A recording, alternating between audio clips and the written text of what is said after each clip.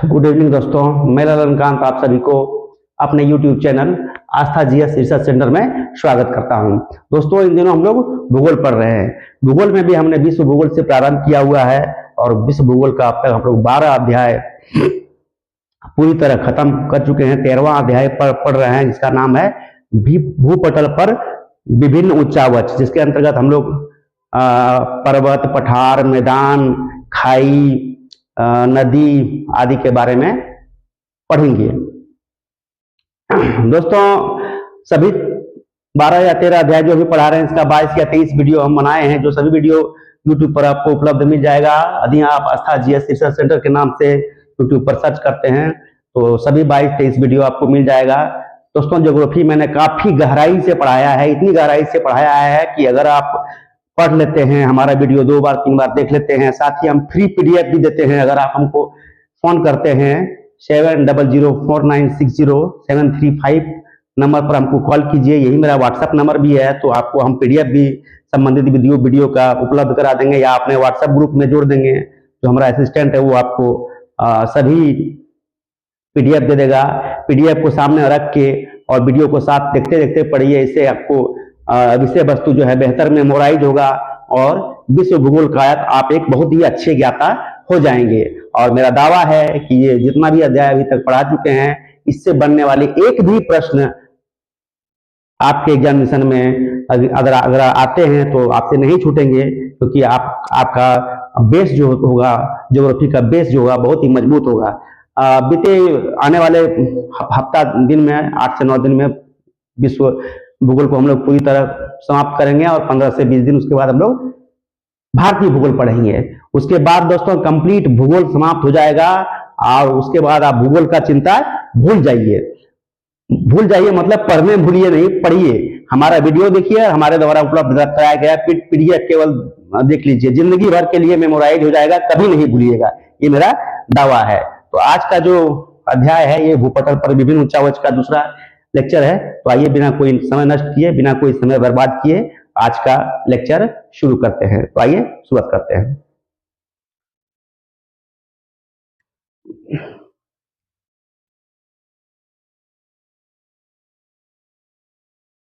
दोस्तों, इस अध्याय का पहला लेक्चर में पठार तक हम पढ़ा दिए थे। आज मैदान से होगा। मैदान के प्रकार, मैदान जो होते हैं दोस्तों, धरातल पर एकदम समतल जो पार्ट होता है उसको मैदान कहते हैं। तो मैदान भी कई प्रकार के होते हैं। मैदान को परिभाषा समझना बहुत ही आसान है।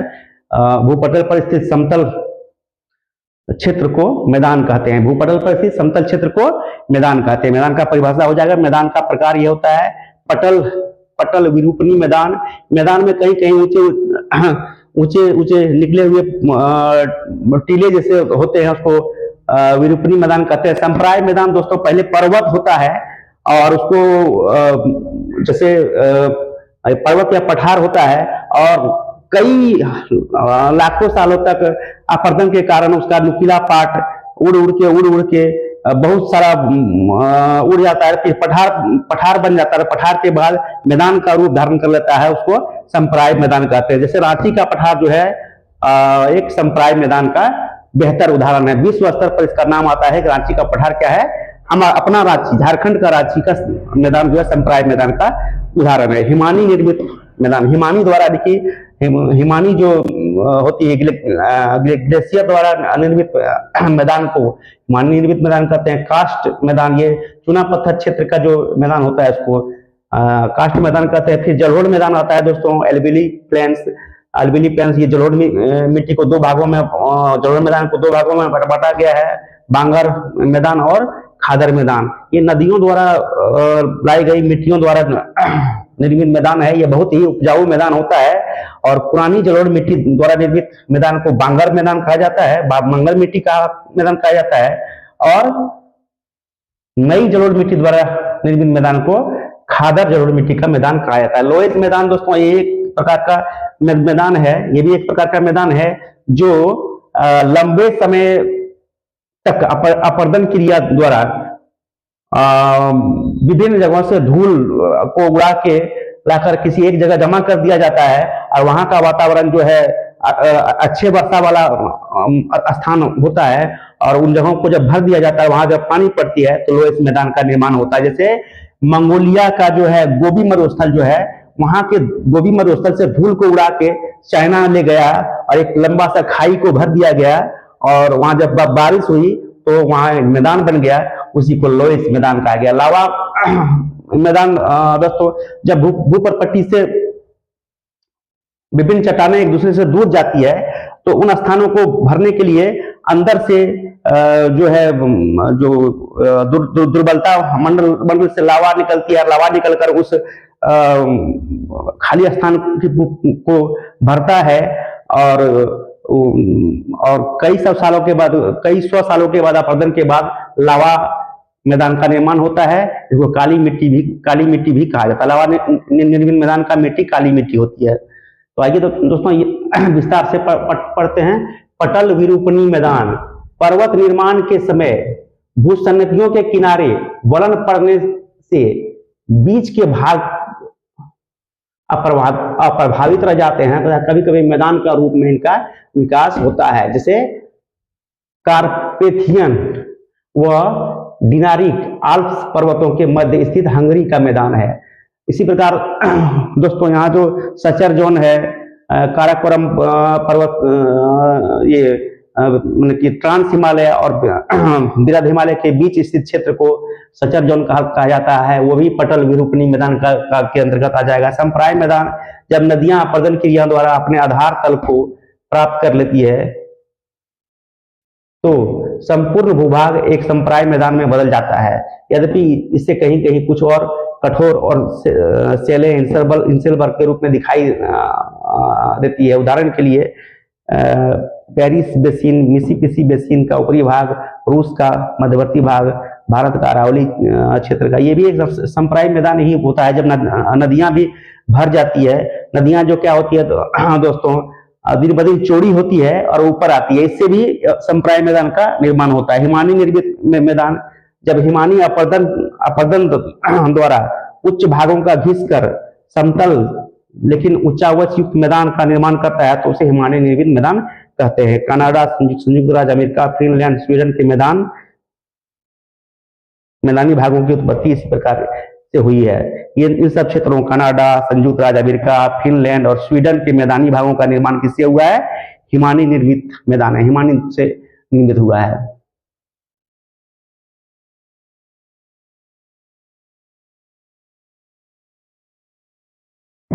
कास्ट मैदान, जब चूना बता दिए थे दोस्तों, जब चूना पत्थर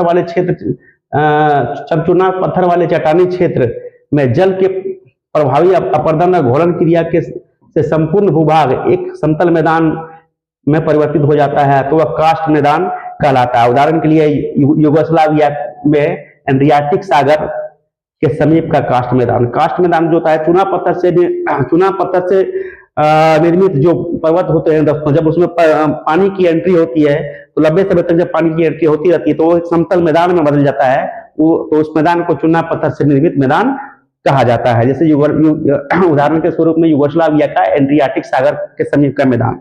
जलोढ़ मैदान, इसका निर्माण नदियों द्वारा लाए गए जलोढ़ों के जमाव से होता है। विस्तृत क्षेत्रों में फैले हुए उपजाऊ मैदान होते हैं तथा इन पर जनसंख्या का सघन बसाव भी होता है। जैसे दोस्तों, जैसे उत्तर भारत की मिट्टी जो होती है, उत्तर भारत, बिहार, असम से लेकर पंजाब, इधर की मिट्टी जो है मैदानी मिट्टी है, नदियों द्वारा लाई गई मिट्टी से बनाई गई है। यहाँ जनसंख्या का सघन जमाव है क्योंकि यहाँ कृषि क्षेत्र भी अधिक होता है, कृषि कार्य अधिक होता है।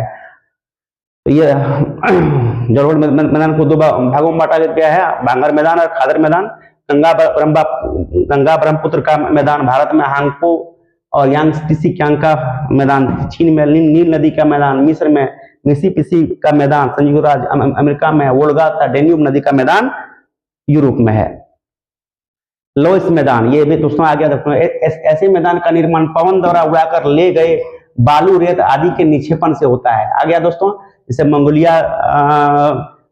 मंगोलिया का गोबी मरुस्थल है, वहां के बालू को उड़ाकर ले गया चीन और वहां लोएस मैदान का निर्माण किया गया है। परंतु परागम्यता अधिक होती है, इस मिट्टी इसकी मिट्टी उपजाऊ होती है। उत्तरी चीन, तुर्कमेनिस्तान, मिसिसिपी आदि क्षेत्रों में ऐसे मैदान मिलते हैं। लावा मैदान एक प्रकार का लावा मैदान होता है। इस प्रकार के मैदान का निर्माण ज्वालामुखी उद्गार के समय निकलने वाले लावा और उनके पदार्थों का निक्षेपण से होता है।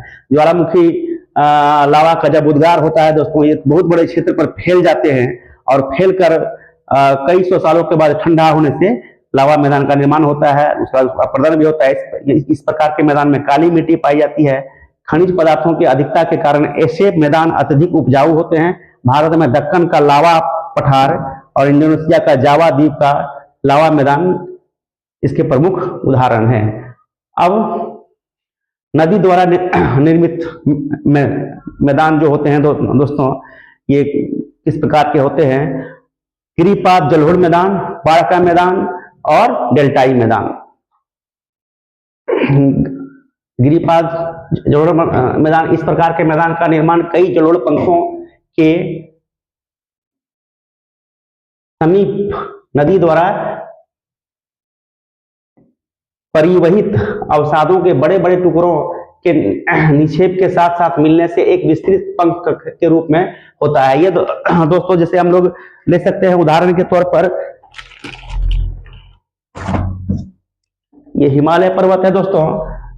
हिमालय पर्वत जो है वहां से नदियां निकलती है और नदियां जब निकलती है तो हिमालय के नजदीक जो है बड़े बड़े शिलाखंडों को लुढ़काकर हिमालय द्वारा छोड़ दिया गया है, पत्थरों से ऊंचे ऊंचे। तो इन शिलाओं में नदियां यहाँ पर छिप जाती है और छिप जाती है, तो इसी को बोला गया है भावर क्षेत्र।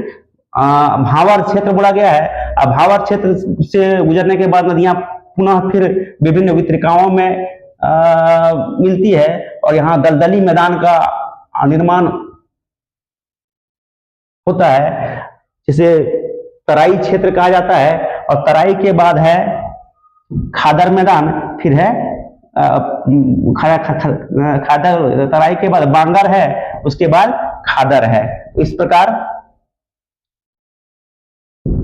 खादर मैदान है। खादर मैदान है सबसे पहले भावर क्षेत्र, फिर तराई क्षेत्र, फिर बांगर क्षेत्र, फिर खादर क्षेत्र। इस प्रकार से मैदान का निर्माण हुआ है। जो भारतीय भूगोल पे जब आएंगे तो हिमालय से ये जो भारतीय मैदान किस प्रकार है उसके बारे में पढ़ाएंगे।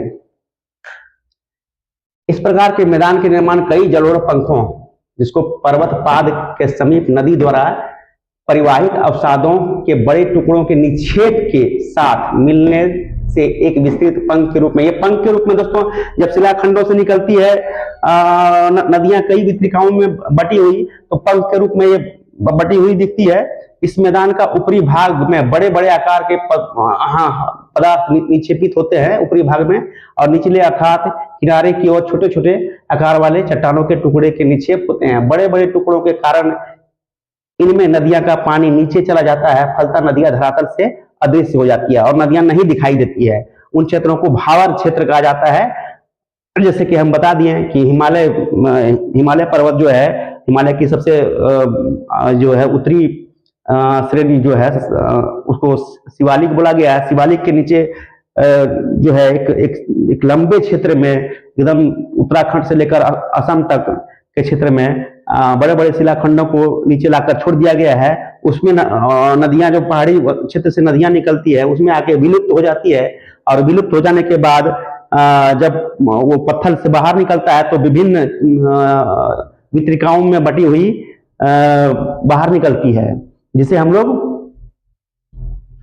जहां पर एक दलदली क्षेत्र बनाता है उसे ही तराई क्षेत्र कहते हैं। तराई क्षेत्र में दोस्तों ये अनुपजाऊ क्षेत्र होते हैं और सघन जैव विविधता वाले क्षेत्र होते हैं, जहां विभिन्न प्रकार के रेंगने वाले जीव आपको मिल जाएंगे, जो कि सालों भर वहां कीचड़ मिट्टी या कीचड़ या बड़े मैंने एकदम बड़े बड़े वृक्ष और जो दलदल देखने को मिलता है। इसलिए तराई क्षेत्र अनुपजाऊ होता है। तराई क्षेत्र के बाद नदियां पुनः अपना रूप धारण कर लेती है, आगे बढ़ती है। उसके बाद नदियां अपने दोनों किनारों पर जो है जलोढ़ मिट्टी का निर्माण करता है। जलोढ़ मिट्टी का का निर्माण करता है। जब नदियां प्रत्येक साल जो है अपने साथ नई मिट्टी लाती है और अपने दोनों किनारों पर फैला दिया जाता है और मिट्टी का एक लेयर चढ़ जाता है। जिन जगहों पर मिट्टी का एक नया लेयर चढ़ जाता है उसे नई जलोढ़ मिट्टी कहते हैं या खादर मिट्टी कहते हैं, और पुरानी जलोढ़ मिट्टी को बांगर कहते हैं। भारत में हिमालय पर्वत के निचली तलहटी में स्थित इस तरह का मैदान को भावर कहा जाता है। क्लियर हो गया? हाँ दोस्तों, निचली तलहटी में भावर है। अब भावर मैदान वास्तव में एक शुष्क डेल्टा के रूप में है, शुष्क डेल्टा के रूप में है। यहाँ पर बड़ी बड़ी घासें जिन्हें हाथी घास और सवाई घास प्रमुख है तथा अनेक प्रकार के छोटे छोटे वृक्ष उगते हैं। इस तरह के मैदान का ढाल पर्वत की ओर अधिक तथा मैदान की ओर मंद होता है। कृषि कार्य की दृष्टिकोण से यह मैदान बिल्कुल ही उपयुक्त नहीं होता है, अनुपजाऊ होता है। बाढ़ का मैदान, इस प्रकार के मैदान का निर्माण जलोढ़ क्रॉप या कछारी मिट्टी से होता है। इस मैदान के दो वर्गों में बांटा गया है। खादर मैदान, इस मैदानी भाग में प्रतिवर्ष बाढ़ आता है, फलतः यहाँ नवीन क्रॉप मिट्टी का निर्माण होता है। यह मैदान कृषि के दृष्टिकोण से काफी उपजाऊ होता है। ये नई जलोढ़ मिट्टी का मैदान है और बांगर जो होता है पुरानी जलोढ़ मिट्टी का निर्माण होता है। यहाँ भी कभी नदियों द्वारा लाई गई मिट्टी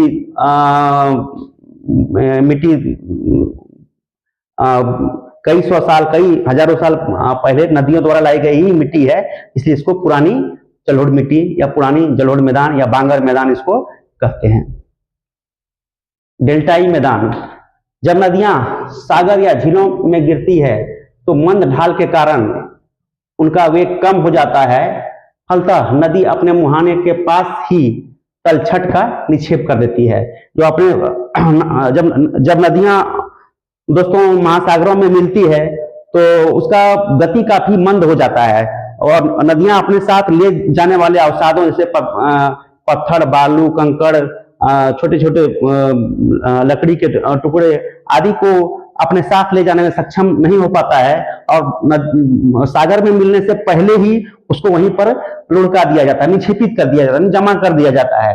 और ये जमा करते करते करते एक त्रिभुजाकार आकार का मैदान का निर्माण हो जाता है, जिसको हम लोग डेल्टा कहते हैं यहाँ, और उस मैदान को डेल्टा मैदान कहा जाता है। जिसे डेल्टा का मैदान कहा जाता है। इसके ऊंचे भागों में चर तथा नीचे भागों को बिल कहा जाता है। डेल्टा के ऊंचे भागों को दोस्तों चर और नीचे भागों को बिल कहा जाता है। यह मैदान भी कृषि कार्य की दृष्टि से अति उपजाऊ होता है। डेल्टाई मैदान दोस्तों कृषि कार्य के लिए बहुत ही उपजाऊ होता है। नील नदी एवं गंगा नदी का डेल्टा इसका उत्तम उदाहरण है। नील नदी का डेल्टा भी दोस्तों बहुत ही उपजाऊ मैदान है। गंगा नदी का भी डेल्टा जो है इसका डेल्टाई मैदान का सर्वोत्तम उदाहरण है। अब मरुस्थल के बारे में पढ़ेंगे दोस्तों। मरुस्थल क्या होता है कि भूपटल पर स्थित वैसा क्षेत्र जहां वर्षा बहुत कम प्राप्त होती है, फलस्वरूप उन क्षेत्रों में बालू देखने को मिलता है, बालू ही बालू देखने को मिलता है। इसके अतिरिक्त वहां उन क्षेत्रों में जो है कहीं कहीं अगर पौधे मिलते भी हैं तो झाड़ियां मिलती है, कटीली झाड़ियां मिलती है, जैसे कैक्टस हो गया, बबूल हो गया आदि के क्षेत्र मरुस्थल क्षेत्र में पाए जाते हैं। और वर्षा बहुत कम प्राप्त होता है, जिस कारण ये भूमि मर गई है, यानी कि मरुस्थल है ना, नाम से ही बिल्कुल स्पष्ट है। मरुस्थल दोस्तों यहाँ दो प्रकार के मरुस्थल होते हैं, एक कोल्ड मरुस्थल, एक हॉट मरुस्थल।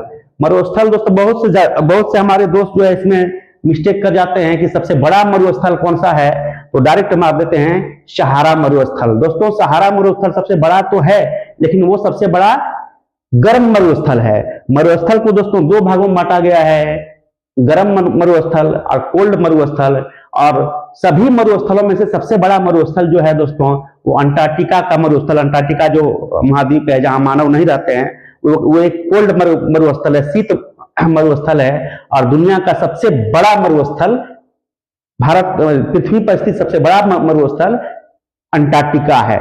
दूसरी सबसे बड़ी मरुस्थल दोस्तों आर्कटिक है।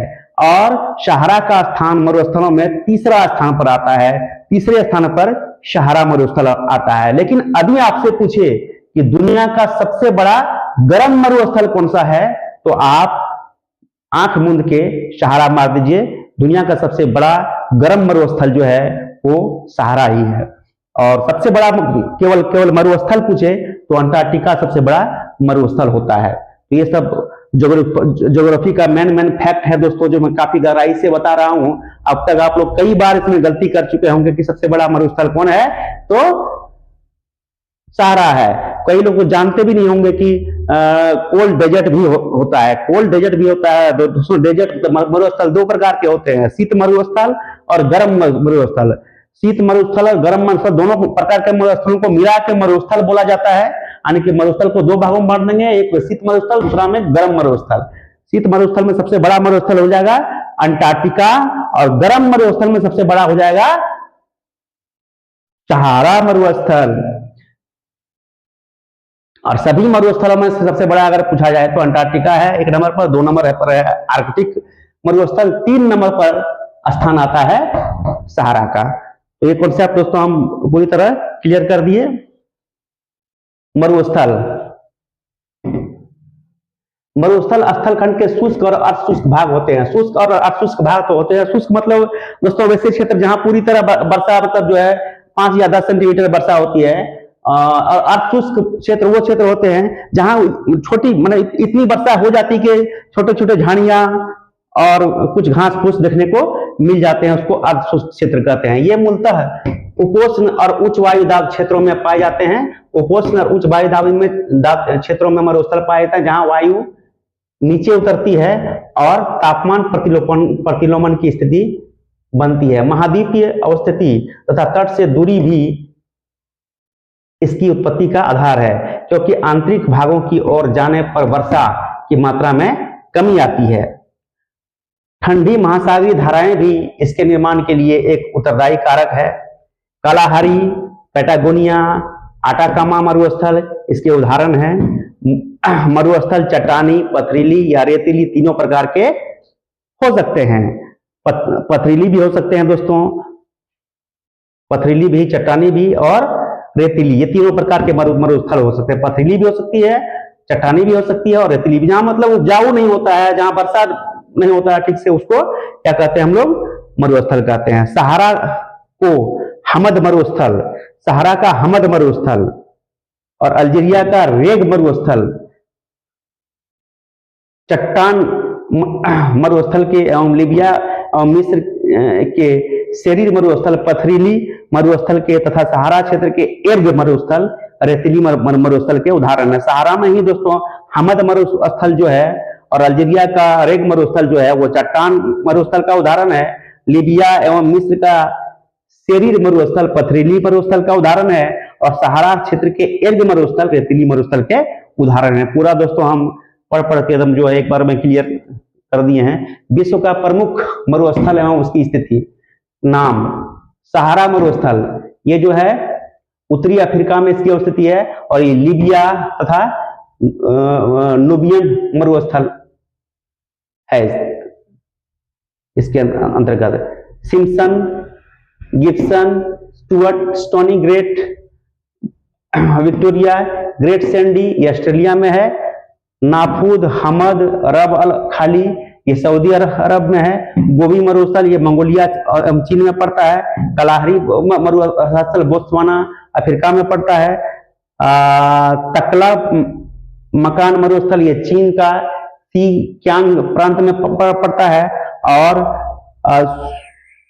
सोनोरन मरुस्थल संयुक्त राज्य अमेरिका और मेक्सिको में, सोनोरन मरुस्थल जो है संयुक्त राज्य अमेरिका और मेक्सिको में पड़ता है। नामी मरुस्थल नामीबिया में, काराकुम मरुस्थल तुर्कमेनिस्तान में, थार मरुस्थल ये हमारा जो है भारत में पड़ता है, उत्तर पश्चिम भारत या और पूर्वी पाकिस्तान में भी पड़ता है कुछ। सोमाली मरुस्थल सोमालिया में पड़ता है। अटाकामा मरुस्थल उत्तरी चिली में पड़ता है। काजिल कुम मरुस्थल उज्बेकिस्तान में पड़ता है। दस्त ए लूट मरुस्थल पूर्वी ईरान में पड़ता है। दस्त ए कबीर मरुस्थल दक्षिणी ईरान में पड़ता है। मोजाब ए मोहाबे और सियरा नेवादा मरुस्थल, मोजाब ए मोहाबे और सियरा नेवादा मरुस्थल जो है संयुक्त राज्य अमेरिका में पड़ता है।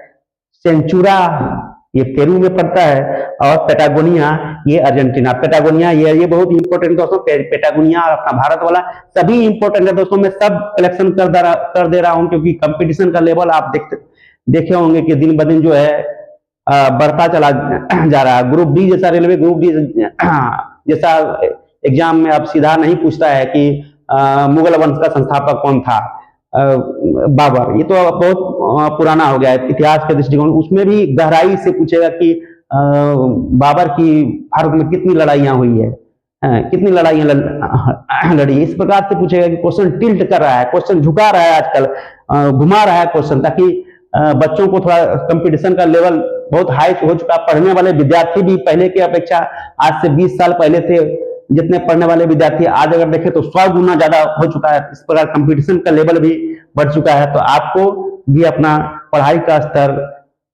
का लेवल जो है बहुत ही अच्छा रखना पड़ेगा, तब आप कंपटीशन में अच्छा कर पाएंगे। इसलिए हम कुछ भी छोड़ नहीं रहे हैं, सारा चीज को पढ़ाते जा रहे हैं। दुनिया का सबसे बड़ा मरुस्थल सहारा है। दुनिया का सबसे बड़ा मरुस्थल दोस्तों सहारा है। यह दुनिया का सबसे बड़ा गर्म मरुस्थल है।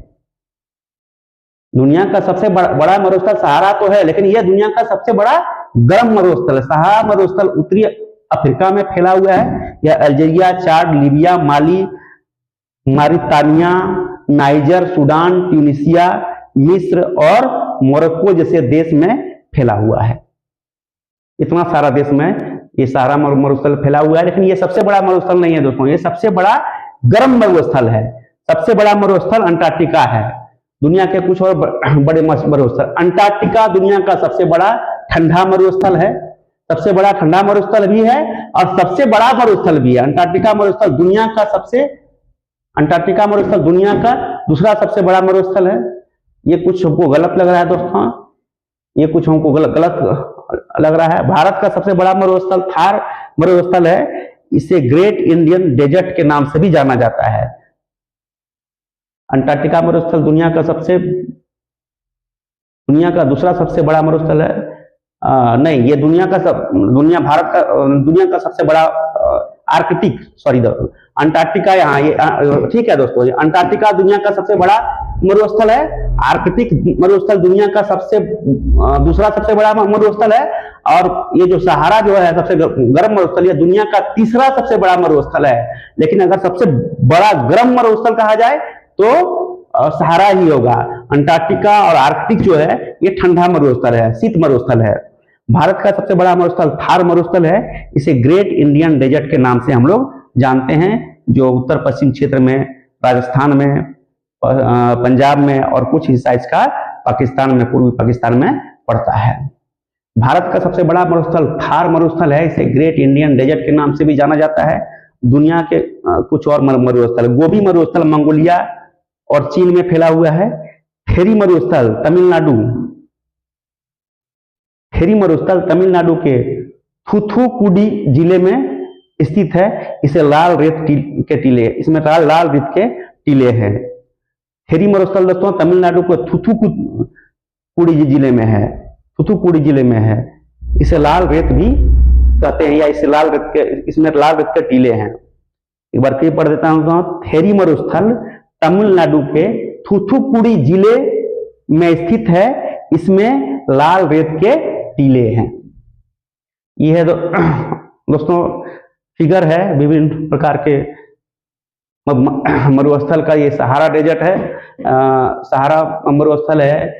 ये अरेबियन मरुस्थल है। भारत का थार मरुस्थल है। ये ऑस्ट्रेलिया का मरुस्थल है। यहाँ देखिए एक कालाहारी मरुस्थल है, नामीबिया में पड़ता है। यह अटाकावा का मरुस्थल है जो पेरू में पड़ता है, पेरू तट इधर है। तो दोस्तों ये पेटागोनिया का मरुस्थल है, ये दोस्तों आगे बढ़ेंगे। ये ग्रेट बेसिन सोनेरस मोहाबो का मरुस्थल जो संयुक्त राज्य अमेरिका में पड़ता है। उसके बाद और भी बहुत सारे मरुस्थल छोटे छोटे हैं दोस्तों भारत में। यहाँ थूथुकुडी जो है मरुस्थल के बारे में बताए थे। अब द्वीप के बारे में पढ़ेंगे दोस्तों। द्वीप क्या होते हैं कि समुद्र में छोटे छोटे जो स्थल कहीं दिखाई देते हैं, ऊंचे उठे हुए भूभाग दिखाई पड़ते हैं, उसको द्वीप कहते हैं। तो द्वीप के प्रकार जो होते हैं दोस्तों, कितने प्रकार के होते हैं देखिए। विवर्तनिक द्वीप, अपर्दन मूलक द्वीप, विवर्तनिक द्वीप, निक्षेप मूलक द्वीप, विवर्तनिक द्वीप, निक्षेप मूलक द्वीप, अपर्दन मूलक द्वीप, ज्वालामुखी द्वीप और प्रवाल द्वीप। विवर्तनीय मूलक द्वीप जो होते हैं, ऐसे द्वीप की उत्पत्ति भूगर्भीय हलचलों द्वारा भूमि के नीचे धंसने और सभी भागों में भूमि के ऊपर उठने, तरार घाटियों का निर्माण होने तथा महाद्वीपीय भूभागों को अलग हो जाने से होता है। अंटार्कटिका महासागर में स्थित वेस्ट इंडीज और प्रशांत महासागर के अनेक द्वीपों का निर्माण इसी प्रक्रिया से, विवर्तनिक प्रक्रिया से हुआ है। यानी कि प्लेट, जो विभिन्न प्रकार के प्लेटें जो है दोस्तों गतिशील होती है, एक दूसरे से टकराती है, तो उससे छोटे छोटे जो है द्वीपों का निर्माण होते रहता है। इसे जो है विवर्तनिक द्वीप कहते हैं। ये प्रशांत महासागर का जो एक रेंज है, वोल्केनिक रेंज है, इसके आसपास इस प्रकार के द्वीप को देखने को हम लोगों को मिलता है। निक्षेप मूलक द्वीप, धरातल पर प्रवाहित होने वाली नदियां, हिमानियां, सागरीय लहरों द्वारा अपने साथ बहाकर लाए गए पदार्थों के निक्षेपण से इन द्वीपों का निर्माण होता है। दोस्तों जैसे वो पहले ही बता दें, डेल्टा का निर्माण एक प्रकार का डेल्टा ही है, डेल्टा द्वीप होता है, डेल्टा ही है ये। जब नदियां चलती है तो अपने साथ कंकड़, पत्थर, बालू, निक्षेप, छोटे छोटे लकड़ी के टुकड़े आदि को भी साथ लेकर चलती है। और जब समुद्र में मिलती है तो वहां नदियों का वेग काफी कम होता है। वहां नदियां एक तो कई वितरिकाओं में बढ़ जाता है और अपने साथ ले जाने वाले पदार्थों को, जिन पदार्थों को ले जाने में सक्षम नहीं होता है। फलस्वरूप वहीं पर सागर में मिलने से कई किलोमीटर पहले ही उसको छोड़ दिया जाता है। ऐसे ही छोटे छोटे कई हजारों साल जब हो जाते हैं तो वहां एक मैदान का निर्माण हो जाता है, जैसे द्वीप का निर्माण हो जाता है। उसको निक्षेपण मूलक द्वीप कहते हैं, इसको डेल्टा मैदान भी कहते हैं, त्रिभुजाकार होता है। तो ये हुआ निक्षेपण मूलक द्वीप, और देखने में समुद्र के बीचों बीच लगेगा तो ये द्वीप है। चारों ओर पानी से घिरे होते हैं द्वीप ज्यादातर। तीसरा है अपर्दन मूलक द्वीप। मुलायम चट्टानों पर अपर्दनकार शीघ्रता से होता है। जो चट्टान दोस्तों मुलायम होते हैं उसमें अपर्दनकार तीव्र गति से होता है, परंतु कहीं कहीं कठोर चट्टान बची रह जाती है, जिसके चारों ओर जल भर जाने से ऐसे द्वीप का निर्माण होता है। ग्रीनलैंड हिमानियों के अपर्दन से निर्मित द्वीपों का सबसे अच्छा उदाहरण है। दोस्तों ये जो है चारों ओर का जो चट्टान का जो कोमल मुलायम भाग होता है, उससे अपर्दन जो है तेजी से होता है, और चारों ओर से अपर्दन क्रिया द्वारा उसका कुछ भाग को हटा दिया जाता है और एक बड़ा भूभाग वह पूरी तरह समुद्र में दिखने लगता है, तो उसको हम लोग द्वीप कहते हैं। इसे ग्रीनलैंड को हिमानियों द्वारा घर्षण से निर्मित द्वीप माना जाता है। ग्रीनलैंड ऐसे विश्व का सबसे बड़ा द्वीप भी माना गया है ग्रीनलैंड को, जो संयुक्त राज्य अमेरिका के जो है पूरब में पड़ता है। ज्वालामुखी द्वीप, ज्वालामुखी कटकों के सहारे निकलने वाले लावा के निक्षेप कभी कभी इतना अधिक हो जाता है कि वहां बढ़कर समुद्री जल की सतह के ऊपर आ जाता है और द्वीपों के रूप में दिखाई पड़ने लगता है। ऐसे द्वीप मध्य अटलांटिक कटक के सहारे अधिक हवाई एवं अल्यूसियन द्वीप इस प्रकार के द्वीपों के उदाहरण है। दोस्तों ज्वालामुखी क्रिया सिर्फ स्थल पर ही नहीं महासागरों में भी होती है, और महासागर में ये क्रिया कभी कभी इतनी अधिक हो जाती है कि इसको जमीन से, उनके पानी से ऊपर दिखने लगता है, पानी से ऊपर उठ जाता है और एक भूभाग का निर्माण कर लेता है, जिसको ज्वालामुखी द्वीप कहते हैं। प्रवाल द्वीप ये उष्णकटिबंधीय सागरों में, गर्म सागरों में ये निर्मित होता है। एक प्रवाल द्वीप, कोरल आइसलैंड बोलते हैं। उष्णकटिबंधीय सागरों में महाद्वीप के मग्न तटों पर मूंगा या प्रवाल, मूंगा एक प्रकार का जीव होता है। मूंगा जीवों के अस्थि पंजरों के जमाव से भी द्वीपों का निर्माण होता है। हिंद महासागर में स्थित लक्षद्वीप, मालदीव और अंटार्कटिका महासागर में स्थित बरमुडा द्वीप, अंटार्कटिका महासागर में स्थित बरमुडा द्वीप, हिंद महासागर में स्थित लक्षद्वीप, मालदीव, ये जो है मूंगा द्वीप के उदाहरण है कि कोरल द्वीप के। मूंगा एक प्रवाल एक प्रकार का द्वीप है, जीव है दोस्तों। ये मरते चले जाते हैं और उसके अस्थि पंजरों में फिर मूंगा घुस जाता है और वहीं पर मर जाता है। ऐसे मरते मरते मरते मरते मरते ये कई हजारों सालों तक ये क्रिया जब होती रही तो एक भूभाग जैसा ऊपर उठ गया, जमीन जल से ऊपर उठ गया। इसको हम लोग कोरल द्वीप या मूंगा द्वीप कहते हैं। लक्षद्वीप एक कोरल द्वीप है, मालदीव एक कोरल द्वीप है और अंटार्कटिका महासागर में स्थित बरमुडा द्वीप भी कोरल द्वीप के उदाहरण हैं। जल संधियां क्या होती है दोस्तों? जल संधियां दो विशाल जल संधियों को जोड़ती है। दो विशाल सागरों महासागरों को जोड़ने वाली जो एक संकरी एक तरफ का रास्ता होता है, वो जल जिससे जलयान आसानी से होकर गुजर सके और जल को एक दूसरे को जोड़ती है, तो उसको जल संधियां कहते हैं। इसका व्यापारिक और सामाजिक महत्व ज्यादा होता है दोस्तों। उन रास्तों से होकर बड़े बड़े जहाजों का यातायात होते रहता है। इससे व्यापार जो विश्व व्यापार जो होते हैं उसमें जलमार्ग का, इन जल संधियों का बहुत बड़ा योगदान होता है। इस संदर्भ में जिब्राल्टर और मलक्का जल संधियां का उदाहरण दिया जा सकता है। जिब्राल्टर जल संधि दोस्तों इंग्लैंड और फ्रांस के बीच है और मलक्का जल संधि यहाँ आपका इंडोनेशिया के आसपास में है। बेरिंग, जिब्राल्टर, बाबा अल मंदेब, बास्पोरस और बेरिंग, जिब्राल्टर, बाबा अल मंदेब, बास्पोरस और टॉरेस जैसी जल संधियां इसके महत्वपूर्ण विभाजक हैं। जिब्राल्टर को भूमध्य सागर की कुंजी भी कहा जाता है। जिब्राल्टर संधि को भूमध्य सागर की कुंजी भी कहा जाता है। यह इंग्लैंड को फ्रांस से अलग करता है। सुगारू और डोवर जैसी जल संधियां से होकर गुजरता है। सुगारू और डोवर जैसी जल संधियों से होकर गुजरता है। सुगारू और डोवर जैसी जल संधियों से होकर स्थल भागों को जोड़ने वाली रेल सुरंगें भी बिछाई गई है। बेरिंग जल संधि से होकर अंतरराष्ट्रीय तिथि रेखा गुजरता है। बेरिंग जल संधि से होकर अंतरराष्ट्रीय तिथि रेखा गुजरता है।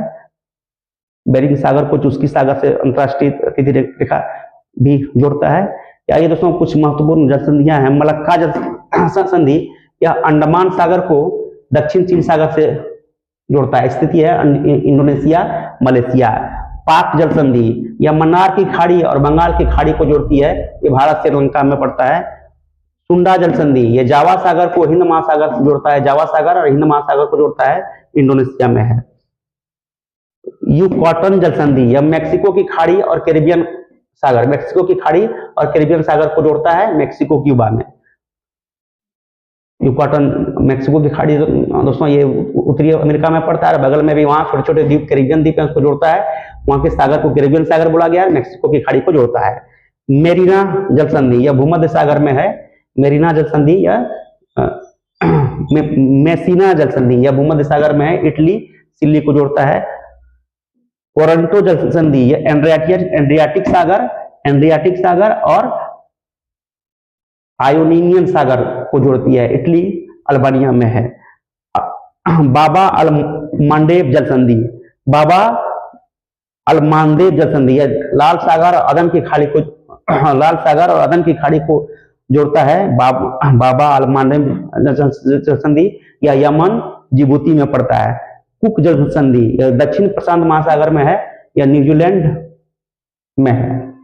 उत्तरी और दक्षिणी द्वीप को जोड़ता है। मोजाम्बिक चैनल या हिंद महासागर में है, यह हिंद महासागर में पड़ता है। या मोजाम्बिक और मेडागास्कर को अलग करता है, या मोजाम्बिक और मेडागास्कर को अलग करता है। नॉर्थ चैनल यानी कि उत्तरी चैनल या आयरिश सागर और अटलांटिक सागर को जोड़ता है। आयरलैंड और इंग्लैंड को अलग करता है। टॉरस जल संधि यह कहां पर है? आराफुस सागर और पापुआ की खाड़ी। आराफुस सागर और पापुआ न्यू गिनी और ऑस्ट्रेलिया को अलग करता है। बॉस जल संधि यह तस्मान सागर और दक्षिण सागर को अलग करता है, यह ऑस्ट्रेलिया में पड़ता है। बेरिंग जल संधि यह बेरिंग सागर और चुक्सी सागर को अलग करता है, अलास्का को रूस से भी अलग करता है। ये था कुछ और जल संधियां दोस्तों, यहां तक पढ़ लिया हम लोग। बोनीफेसियो जल संधि या भूमध्य सागर में पड़ता है, या कोर्सिका को सार्डिनिया से अलग करता है।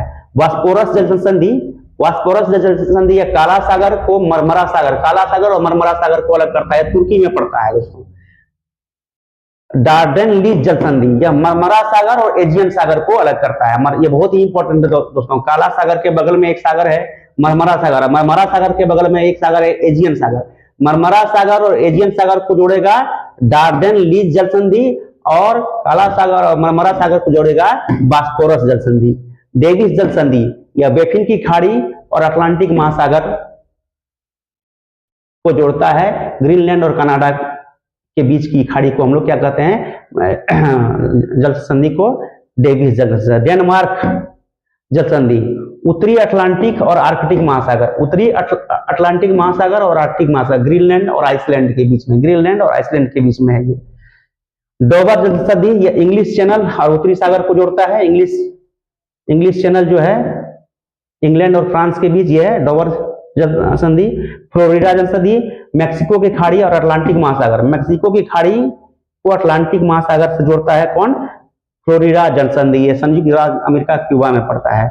हार्मुज जल संधि या फारस की खाड़ी और ओमान की खाड़ी को जोड़ती है। फारस की खाड़ी को और ओमान की खाड़ी को, ये मैंने अरेबियन में हो गया दोस्तों। हडसन की खाड़ी या हडसन की खाड़ी और अटलांटिक महासागर को जोड़ता है। जिब्राल्टर जल संधि या भूमध्य सागर को अटलांटिक महासागर से जोड़ता है, भूमध्य सागर को अटलांटिक महासागर से जोड़ता है। ये फ्रांस के पास है। मैगलन जल संधि प्रशांत महासागर और दक्षिण अटलांटिक महासागर, मैगलन जल संधि दक्षिण अटलांटिक महासागर, ये लगभग दक्षिण अमेरिका महाद्वीप के पास है। मकाससार जल संधि जावा सागर और तेलीबीज सागर इंडोनेशिया में पड़ता है। ये सुगारू जल संधि जापान सागर और प्रशांत महासागर को जोड़ता है। जापान होक्काइडो और होन्शु द्वीप को जोड़ता है, होक्काइडो और होन्शु द्वीप को जोड़ता है कौन, सुगारू जल संधि। तारतरे जल संधि जापान सागर और अकोष्टक सागर को जोड़ता है, जापान सागर और अकोष्टक सागर को जोड़ता है, यह रूस में पड़ता है। फोवेक्स जल संधि, फोवेक्स जल संधि यह दक्षिण प्रशांत सागर को, यह दक्षिण प्रशांत सागर में है फोवेक्स जल संधि। और फार्मोस जल संधि यह दक्षिण चीन सागर और पूर्वी चीन सागर को जोड़ता है, चीन ताइवान के बीच है। दक्षिण फार्मोस जल संधि दक्षिण चीन सागर और पूर्वी चीन सागर को जोड़ता है। अब आइए दोस्तों, अब हम लोग पढ़े थे, अभी तक पढ़े हम लोग जल संधि के बारे में, दो विशाल सागरों या महासागरों या सागर महासागर को जोड़ने वाले संकरे जल का एक क्षेत्र होता है, इसको जल संधि कहते हैं। इसको हम लोग बहुत अच्छे से मेमोराइज किए। झील, पृथ्वी के धरातल के मध्य स्थित जलीय भाग को झील कहते हैं। पृथ्वी के धरातल के मध्य मतलब स्थित जलीय भाग को झील कहते हैं। ये भूतल पर विस्तृत गड्ढे होते हैं, इसमें जल भरा होता है। हम लोग ज्यादातर ठेठ भाषा में पोखरा कहते हैं, पोखरा ही झील है ना। जैसे बड़का बांध, छोटका बांध कहते हैं, हिंदी में इसको शुद्ध हिंदी में झील कहा जाता है। साउथ इंडिया में देखा जाए, देखने जाइएगा दोस्तों, तो बड़े बड़े प्राकृतिक झील देखने को मिलते हैं, वो प्राकृतिक झील है। और हम लोग उत्तर भारत में मानव निर्मित झील ज्यादा देखने को मिलता है, लेकिन साउथ इंडिया में बहुत बड़े बड़े प्राकृतिक झील देखने को मिलेंगे। ये दोस्तों इसमें कुछ स्पष्ट आया नहीं है। इस प्रक्रिया के आधार पर प्राकृतिक झील है, कृत्रिम निर्माण प्रक्रिया के आधार पर प्राकृतिक झील कृत्रिम झील है, ये ठीक से आया नहीं है।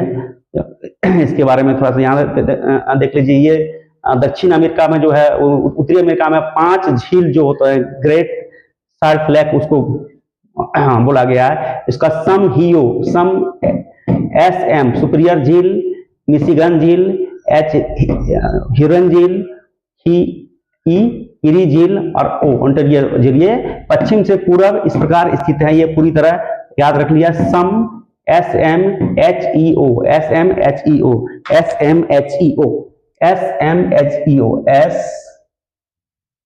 MHEO, समहीओ, याद रख लीजिएगा।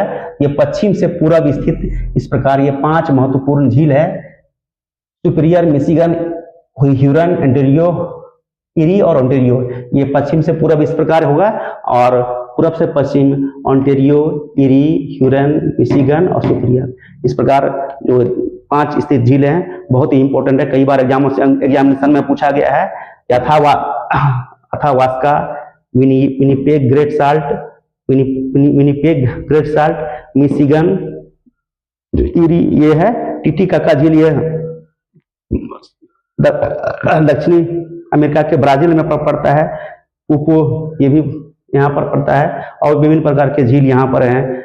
ऑस्ट्रेलिया में 2 हैं, आयर झील और टॉरस झील। विश्व के महत्वपूर्ण झीलें हैं जॉर्ज एडवर्ड झील, करीबा झील, एल्बर्ट झील, वोल्टा झील, चार्ट झील, नासिर झील, रुडोल्फ झील। उसके बाद यहाँ पर है जेनेवा में, स्विट्जरलैंड में, जेनेवा में मृत सागर झील है यहाँ पर। लगभग ये भूमध्य सागर में ही मृत सागर पड़ता है। उमरिया मृत सागर, वान झील की लवणता सबसे अधिक होती है। लडोगा झील, हनोगा झील, हमान ये बहुत प्रकार के झील है दोस्तों, आप लोग एक बार पढ़ लीजिएगा, पूरा क्लियर हो जाएगा। क्षेत्रफल के आधार पर विश्व की प्रमुख झीलें कैस्पियन सागर झील, ये कहाँ पड़ता है, किन किन देशों को घेरती है? कजाकिस्तान, रूस, तुर्कमेनिस्तान, ईरान व अजरबैजान, ये 5 देशों में लगा हुआ है कैस्पियन सागर झील, और बहुत बड़ी झील है ये, सबसे बड़ी झील भी इसको कह सकते हैं। सुपीरियर झील ये कनाडा और अमेरिका में पड़ता है। विक्टोरिया झील युगांडा, केन्या, तंजानिया में पड़ता है। ह्यूरन झील कनाडा और अमेरिका में पड़ता है। मिशिगन झील ये भी संयुक्त राज्य अमेरिका में पड़ता है। ग्रेट बैरियर ये कनाडा में पड़ता है। ग्रेट बियर कनाडा में। ग्रेट स्लेव कनाडा में। इरी कनाडा और अमेरिका में। विनिपेग कनाडा में। ओंटारियो कनाडा व संयुक्त राज्य अमेरिका में। लाडोगा रूस में। वालखस कजाकिस्तान में। ओनेगा रूस में। यथावास्का कनाडा में। रेंडियर कनाडा में। इसिकपुल किर्गिस्तान में। विनिपेग कनाडा में। अल्बर्ट युगांडा और कांगो में। मनीटोबा कनाडा में। ग्रेट साल्ट अमेरिका में। वुड झील कनाडा और अमेरिका में पड़ता है।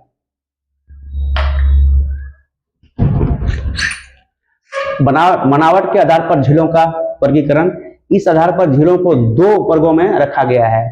प्राकृतिक झील, भूगर्भीय हलचलों और धरातल के बहिर्जात बलों से निर्मित झीलों को प्राकृतिक झील कहते हैं।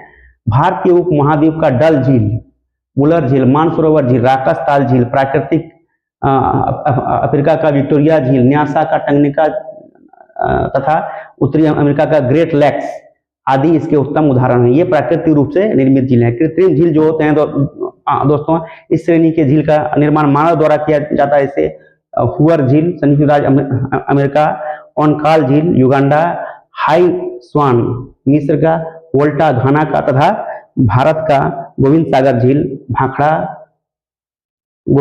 भाखड़ा बांध के पीछे है। और गांधी सागर झील चंबल नदी पर, राजस्थान का जयसनमंद और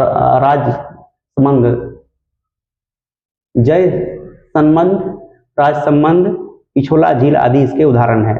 जल की प्रकृति के आधार पर खारे जल की झील, जल की प्रकृति के आधार पर 2 भागों में बांटा गया है। खारे जल की झील, इस श्रेणी के झील का पानी खारा होता है। इसका मुख्य कारण यह है कि इसमें बाहर से पानी आकर मिलता है लेकिन निकलकर बाहर नहीं जा पाता है। जैसे कैस्पियन सागर को खारे पानी का विश्व का सबसे बड़ी झील माना जाता है। लवणता है इसका 140 है इसका लवणता इस झील की। इसके विपरीत इसके उत्तरी भाग में यूराल और वोल्गा नदियां गिरती है तथा इसके दक्षिण भाग में काराबुगास की खाड़ी है। तुर्की का वान झील विश्व की सर्वाधिक लवणता 330 इसकी लवणता होती है वाली झील है। इसके बाद जॉर्डन का मृत सागर की लवणता, मृत सागर की लवणता 238 है। और सबसे अधिक लवणता वाला झील जो है दोस्तों वो तुर्की का वान झील है। उसके बाद जॉर्डन का मृत सागर जो है सबसे दूसरी सबसे अधिक लवणता वाला झील है। संयुक्त राज्य अमेरिका का ग्रेट साल्ट की लवणता, ग्रेट साल्ट लेक, संयुक्त राज्य अमेरिका का एक झील है जिसका नाम है ग्रेट साल्ट लेक, उसकी लवणता 220 है का स्थान आता है। मीठे पानी का झील, इस श्रेणी के झीलों में पानी मीठा अर्थात ताजा रहता है, मीठा रहता है। इसका मुख्य कारण इन झीलों में जलापूर्ति और निकास दोनों की व्यवस्था होती है। संयुक्त राज्य अमेरिका और कनाडा में स्थित सुपीरियर झील विश्व की सबसे बड़ी मीठे पानी की झील है। सुपीरियर झील दोस्तों, संयुक्त राज्य अमेरिका में सुपीरियर झील जो है विश्व की सबसे बड़ी मीठे पानी की झील है। इसके अतिरिक्त बेकाल झील, साइबेरिया का बेकाल झील, टिटिकाका झील, दक्षिण अमेरिका का टिटिकाका झील है, भारत का नैनीताल, सातताल, भीमताल आदि मीठे पानी की झीलों के उत्तम उदाहरण है।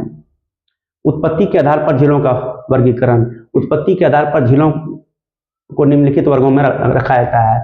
भूकंपकृत या अभिनतकृत झील, इस झील का निर्माण भूकंप के कारण होता है। संयुक्त राज्य अमेरिका का टेनेसी और रील फुल झील इसके उदाहरण है। वलन से निर्मित झील, भूपटल पर वलन की क्रिया से निर्मित अभिनतियों में, जो वलन होता है दोस्तों उसको जो ऊंचा वाला पार्ट अभिनति होता है, अभिनतियों में उन्हें ऊंचाई पर जल जमाव के कारण झील में वलन झील कहा जाता है। अफ्रीका का एडवर्ड झील और स्विट्जरलैंड का जेनेवा झील इसका उत्तम उदाहरण है। भ्रंश द्वारा निर्मित झील, भ्रंश क्रिया के द्वारा झीलें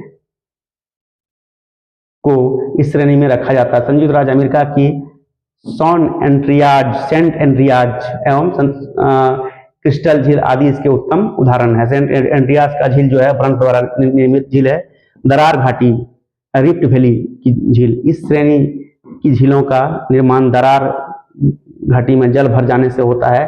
अफ्रीका की टंगनिका का न्यासा, इजराइल और जॉर्डन का मृत सागर, भारत की लोनार झील, भारत का लोनार झील दरार घाटी में रिफ्ट वैली में निर्मित झील है। संयुक्त राज्य अमेरिका का ग्रेट साल्ट लेक आदि इसके उत्तम उदाहरण हैं। दरार झील के उदाहरण ये सब है दोस्तों। मृत टंगनिका और न्यासा झील जो कि अफ्रीका में पड़ता है, इजराइल जॉर्डन का मृत सागर झील, भारत का लोनार झील, संयुक्त राज्य अमेरिका की ग्रेट साल्ट लेक आदि इसके उत्तम उदाहरण हैं। हिमानी झील, हिमानी द्वारा जो ग्लेशियर होते हैं उसके द्वारा निर्मित झील को हिमानी झील कहते हैं। इस श्रेणी की झीलों का निर्माण प्लीस्टोसीन युग में घटित हिमानीकरण की प्रक्रिया के परिणाम शुरू हुआ है। इसको दो प्रमुख उपवर्गों में बांटा जाता है। एक हिमोड निर्मित द्वीप, ग्रेट बियर झील कनाडा, विनिपेग झील कनाडा, महान झील उत्तरी अमेरिका, ग्रेट साल्ट लेक, टोकानागर पुटेन व एरे झील ब्रिटिश कोलंबिया आदि हिमोड निर्मित झीलें हैं। हिमानी अपर्दन द्वारा निर्मित झील टर्न या सर्क या कॉक झीलें, ब्लीड झीलें आदि इसके उदाहरण हैं। गोखुर झील, एक गोखुर झील होता है दोस्तों। प्रौढ़ावस्था में जब नदियां मैदान में विसर्ग करती है तब क्या होती है कि विसर्ग करते करते कभी ये इस प्रकार से दोस्तों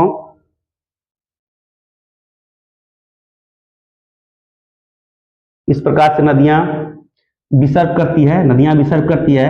बहुत ज्यादा मैदानी भागों में तो गति मंद और विसर्ग करती है, तो ये विसर्ग करते करते कभी कभी सीधे बने, इसको छोड़ के जब बल अधिक कभी आ जाता है, बाढ़ आ जाता है तो सीधे बनने लगती है। तो इस प्रकार का यहाँ एक झील बन जाता है, इसमें पानी हमेशा रहता है, इसको गोखुर झील कहते हैं। गोखुर झील जो है बहुत इंपॉर्टेंट है। गोखुर झील नदियों द्वारा मैदानी भागों में निर्मित होता है। ये नदी के विसर्प झील कहते हैं। इन्हीं विसर्पों में पानी भर जाने के से निर्मित झील को गोखुर झील या चापाकार झील भी कहा जाता है। उत्तर भारत के मैदानी भागों में इस प्रकार का झील देखने को मिलता है। जलोढ़ पंख, इस श्रेणी के झीलों का निर्माण जलोढ़ पंख द्वारा जब नदी के मार्ग में अवरुद्ध हो जाता है, जैसे कि हिमालय का सबसे उत्तरी जो लेयर है उसको हम लोग शिवालिक हिमालय कहते हैं। सबसे उत्तरी तीन भागों में हिमालय है दोस्तों।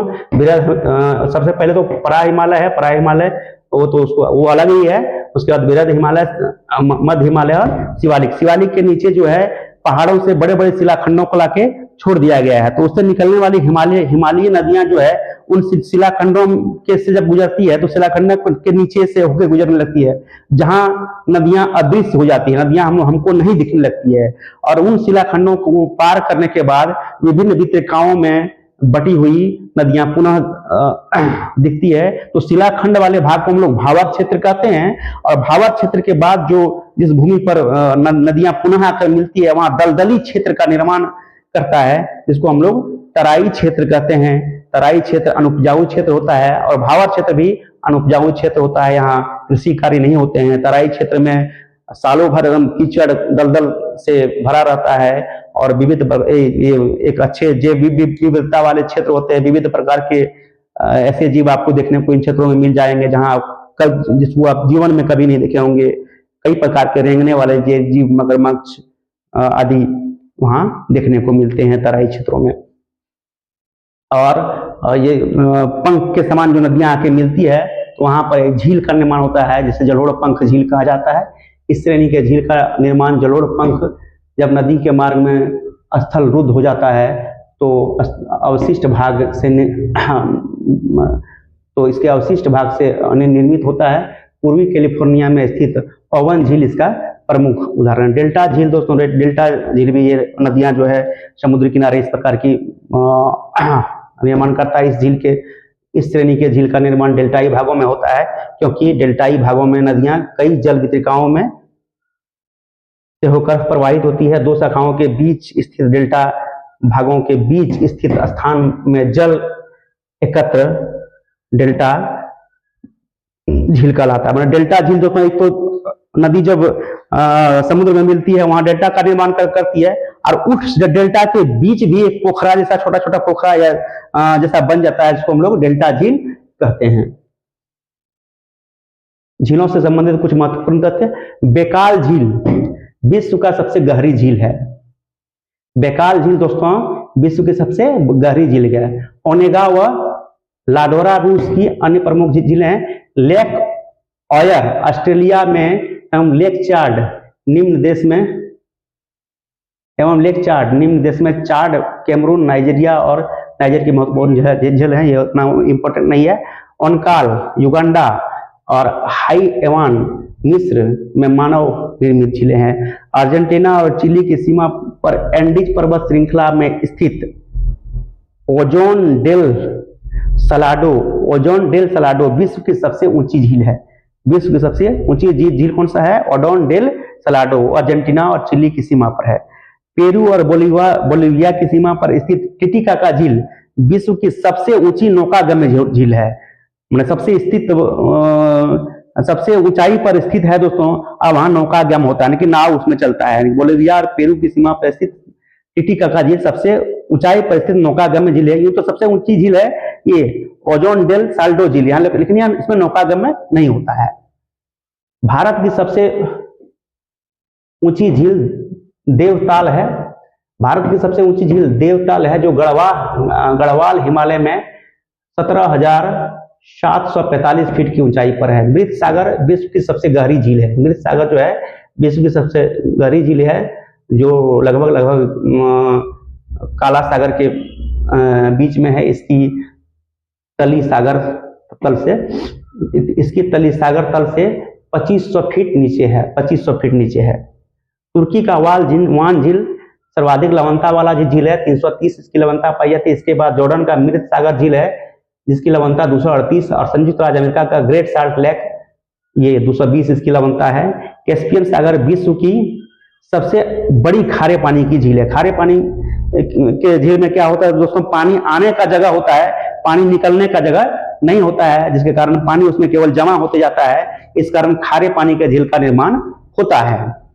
कैस्पियन सागर जो है विश्व की सबसे बड़ी खारे पानी का झील है। इसके उत्तरी भाग में यूराल, कैस्पियन सागर के उत्तरी भाग में यूराल है। कैस्पियन सागर के उत्तरी भाग में दोस्तों यूराल है। एक मिनट दोस्तों।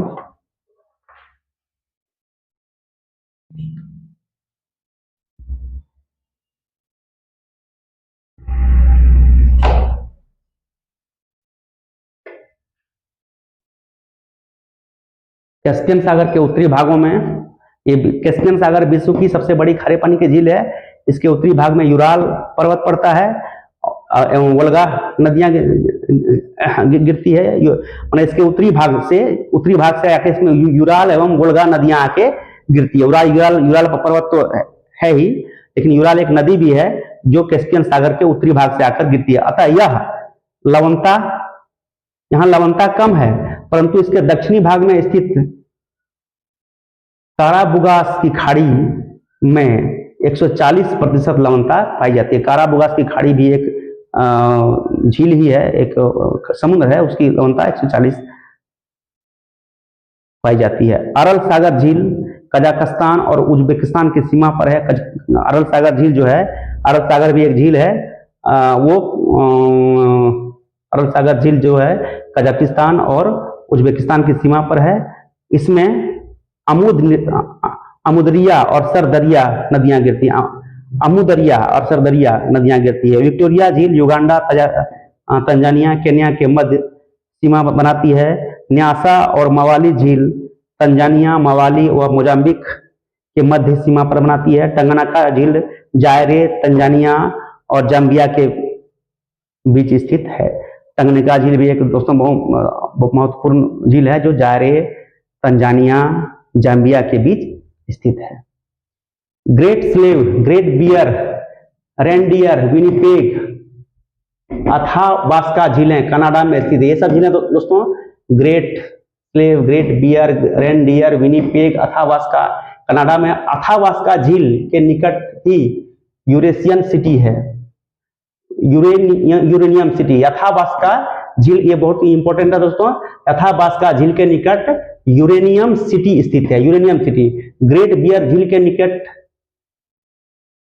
पोर्ट रेडियम है, ग्रेट बियर झील के निकट पोर्ट रेडियम, जबकि ग्रेट स्लेव झील के निकट भाग में येलोनाइट सिटी है, येलोनाइट सिटी है। उत्तरी अमेरिका का महान झील प्रदेश के अंतर्गत 5 झीलें सुपीरियर, ह्यूरन, मिशिगन, ओंटारियो व इरी शामिल है। यह अपने परिवहन और औद्योगिक महत्व के लिए विश्व प्रसिद्ध है। सुपीरियर, ह्यूरन, इरी एवं ओंटारियो झीलें संयुक्त राज्य अमेरिका व कनाडा की प्राकृतिक सीमा भी बनाती है। झीलें जो है दोस्तों सुपीरियर, ह्यूरन, इरी, ओंटारियो ये जो है संयुक्त राज्य अमेरिका का और कनाडा का सीमा बनाती है। जबकि सुपीरियर झील मीठे पानी की विश्व की सबसे बड़ी झील है। और लोकनोर झील ये चीन में पड़ता है। यहीं पर चीन का आणविक यानी कि परमाणु परीक्षण संस्थान है। लोकनोर झील जो है दोस्तों यहीं पर चीन जो अपना परमाणु गतिविधि में उत्पाद जो मचाते रहता है, चीन आए दिन अपना परमाणु उत्पाद ये लोकनोर झील के पास जो है करता है। यहाँ पर चीन की आणविक या परमाणु परीक्षण संस्थान है लोकनोर झील के समीप। नदियां क्या होती है दोस्तों, नदियों के बारे में देखते हैं। नदियां जो है नदियों के बारे में आप पढ़ते हैं। नील नदी या विक्टोरिया झील से निकलती है जो विश्व की सबसे लंबी नदी है।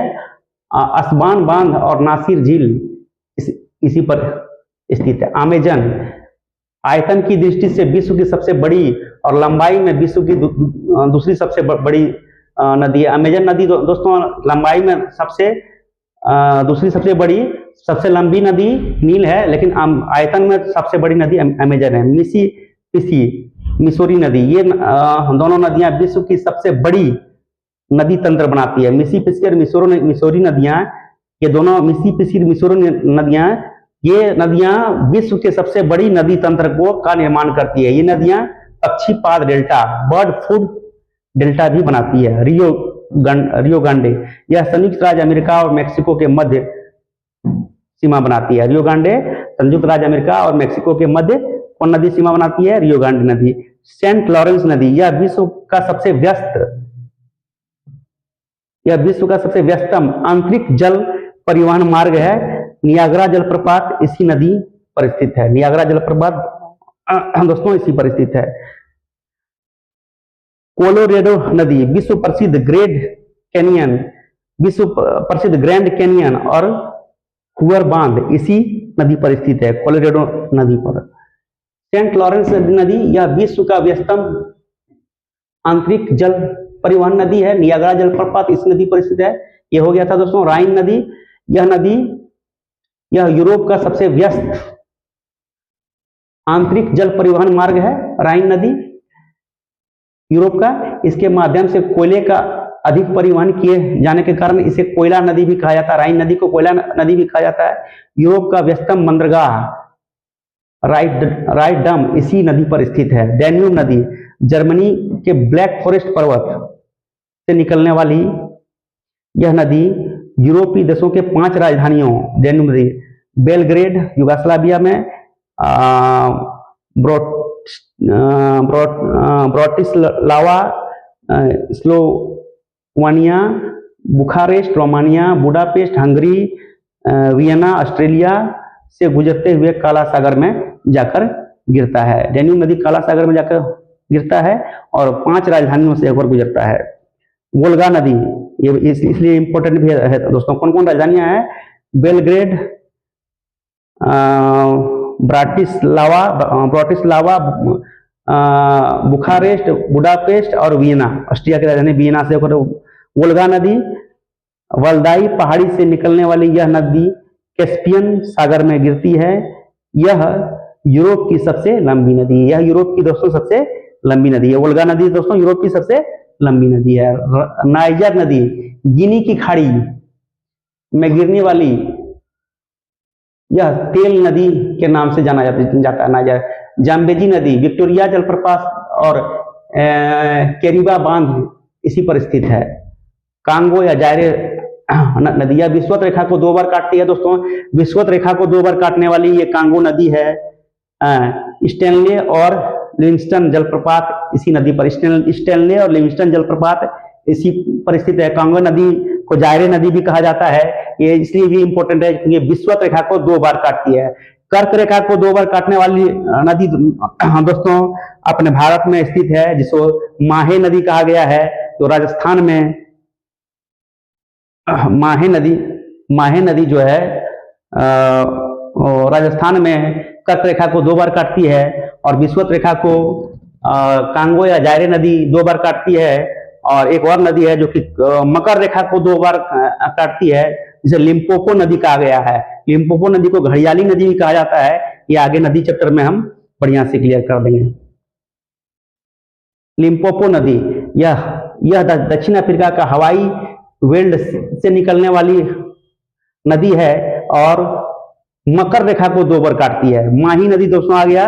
माही नदी यह भारत में यह नदी कर्क रेखा को 2 बार काटती है। अमूर नदी यह चीन में रूस के मध्य प्राकृतिक सीमा बनाती है। अमूर नदी चीन और रूस के मध्य सीमा बनाने वाली अमूर नदी है, इंपॉर्टेंट है। मेकांग नदी दोस्तों ये तीनों, कांगो नदी विषुवत रेखा को 2 बार काटती है। लिम्पोपो नदी, इसको कांगो या जायरे नदी, लिम्पोपो नदी को घड़ियाली नदी भी कहा जाता है, यह मकर रेखा को 2 बार काटती है।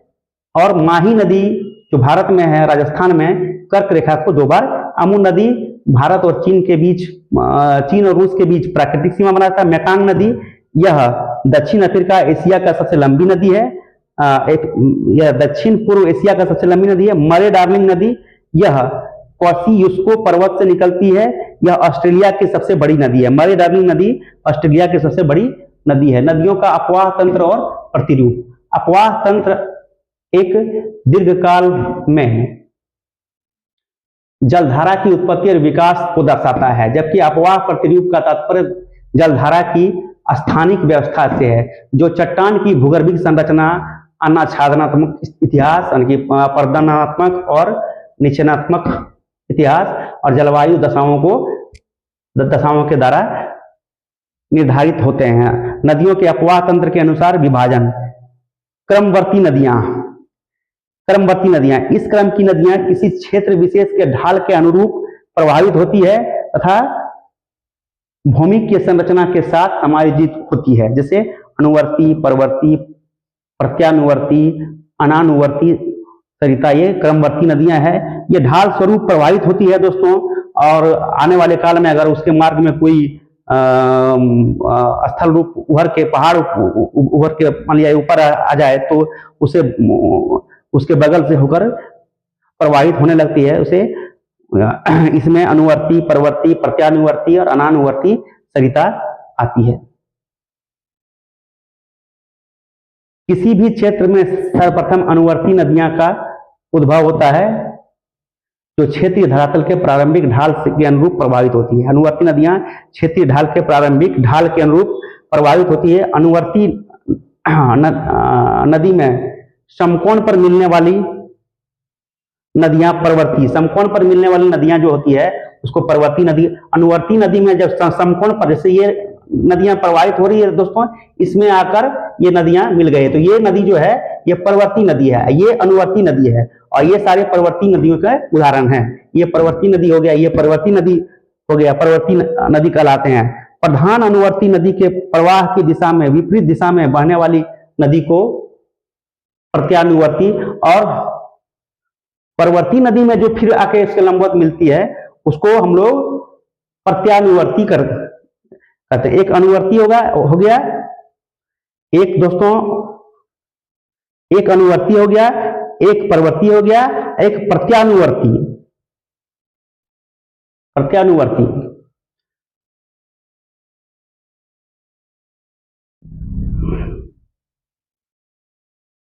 अनुवर्ती नदियों के प्रवाह के दिशा के विपरीत दिशा में, अनुवर्ती नदियों के प्रवाह के दिशा में देखिए दोस्तों, मुख्य अनुवर्ती नदी के समकोण पर मिलने वाली नदी को प्रवर्ती नदी कहती है और प्रधान अनुवर्ती नदी की दिशा में विपरीत दिशा में बहने वाली नदी को क्या कहते हैं हम लोग?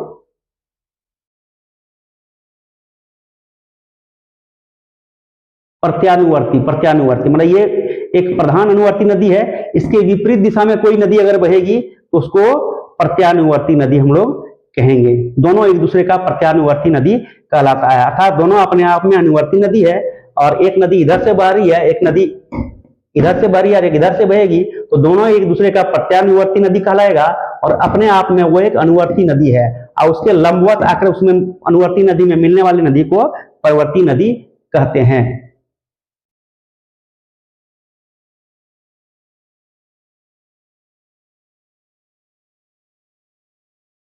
अनुवर्ती नदी की प्रवाह के दिशा में बहने वाली नदी को प्रत्यानुवर्ती तथा प्रवाह की दिशा के अनुरूप बहने वाली नदी को अनानुवर्ती नदी कहते हैं। ये दोनों प्रवर्ती नदियों के लगभग समकोण पर आकर मिलती है। अनानुवर्ती नदी का विकास द्वितीय अपर्दन चक्र से होता है। अनानुवर्ती नदी द्वितीय अपर्दन चक्र से होता है। दोस्तों इसमें 4 प्रकार के नदियां जो है अनुवर्ती, परवर्ती, प्रत्यानुवर्ती और अनानुवर्ती, इसमें यहां हम समझा देते हैं। तो दोस्तों ये अनुवर्ती नदियां हैं, ये प्रारंभिक ढाल के सहारे अपना ये बह रहा है और इस नदी में लंबवत आकर मिलने वाली नदी को हम लोग कहते हैं परवर्ती नदी कहते हैं। अनुवर्ती नदी में लंबवत आकर मिलने वाली नदी को परवर्ती नदी कहते हैं और प्रत्यानुवर्ती नदी जो होता है वो होता है अनुवर्ती नदी के विपरीत दिशा में बहने वाली नदी को, अनुवर्ती नदी के विपरीत दिशा में बहने वाली नदी को हम लोग कहते हैं प्रत्यानुवर्ती नदी कहते हैं, प्रत्यानुवर्ती नदी। और अनानुवर्ती नदी कहते हैं जो मुख्य नदी जो होते हैं उसके समांतर दिशा में बहने वाली नदी को अनुवर्ती नदी कहते हैं। ये चारों ही दोस्तों कॉन्सेप्ट बहुत क्लियर है। पीसीएस के एग्जामिनेशन में ये सब डील करना होता है, लेकिन मौखिक रूप से हमको याद भी एक अनुवर्ती होता है यानी कि क्रमवर्ती नदियों क्रमवर्ती अपवाह स्वरूप में 4 प्रकार अनुवर्ती, परवर्ती, प्रत्यानुवर्ती और अनानुवर्ती। अनुवर्ती नदी दोस्तों, अनुवर्ती नदी ये जो है क्या होती है? अनुवर्ती नदी देखिए क्षेत्र में ये अनुवर्ती नदी है, इसमें लंबवत आकर मिलने वाली नदी को परवर्ती नदी कहते हैं अब प्रत्यानुवर्ती नदी जो होती है, अनुवर्ती नदी के विपरीत दिशा में प्रवाहित, मिलती नहीं है, विपरीत दिशा में प्रवाहित होती है उसको, और समांतर भी होती है, समांतर भी चलती है, नहीं मिलती है तो समांतर ही चलेगी। विपरीत दिशा में, अनुवर्ती नदी के विपरीत दिशा में प्रवाहित, ये इधर से बह रही है तो प्रत्यानुवर्ती इधर से बहेगा। अनानुवर्ती नदी जो होती है दोस्तों, वो अनुवर्ती नदी के समांतर और सेम दिशा में प्रवाहित होने वाली नदी को अनानुवर्ती नदी कहते हैं।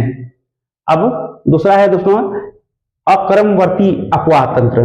ये नदियां प्रादेशिक ढाल का अनुसरण नहीं करती। ये नदियां दोस्तों प्रादेशिक ढाल का अनुसरण करने वाली नदी को ये इस नदी के नाम से क्रमवर्ती अपवाह तंत्र, क्रमवर्ती अपवाह तंत्र।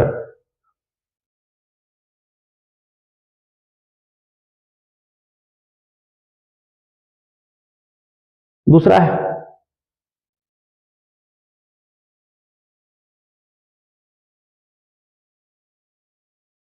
है दोस्तों क्रमवर्ती अपवाह तंत्र। ये नदियां प्रादेशिक ढाल का अनुसरण नहीं करती है तथा भौमिकीय संरचना के प्रतिकूल दिशा में प्रभावित होती है, जैसे पूर्ववर्ती नदियां और अध्यारोपित नदियां।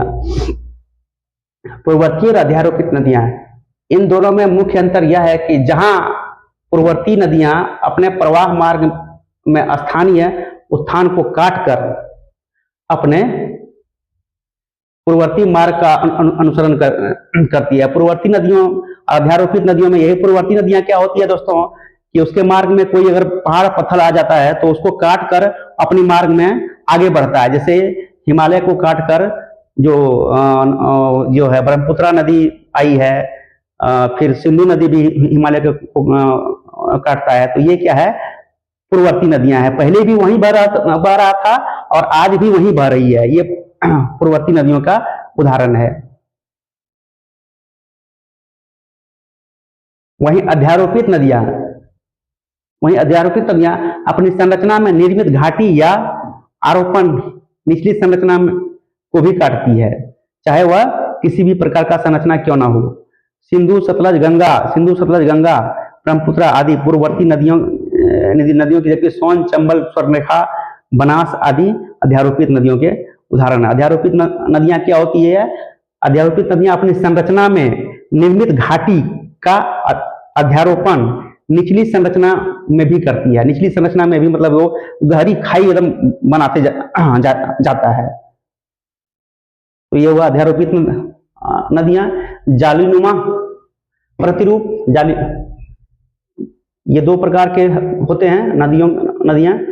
अपवाह प्रतिरूप जो होता है, जालीनुमा प्रतिरूप होता है, इसका विकास प्रधान अनुवर्ती नदियां तथा उसकी सहायक परवर्तीय अनानुवर्ती प्रत्यानुवर्ती नदियों के प्रवाह जाल द्वारा होता है। अल्पेशियन और पूर्वी सिंहभूम के पुराने मोड़दार पर्वतों में जालीनुमा नदियों के उदाहरण देखे जाते हैं।